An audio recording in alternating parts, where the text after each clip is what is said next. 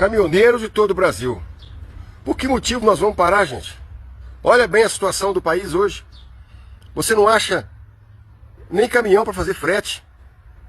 Tá uma maravilha. Diesel barato, frota nova, entendeu? O pessoal trabalhando tudo certinho, o país indo a todo vapor.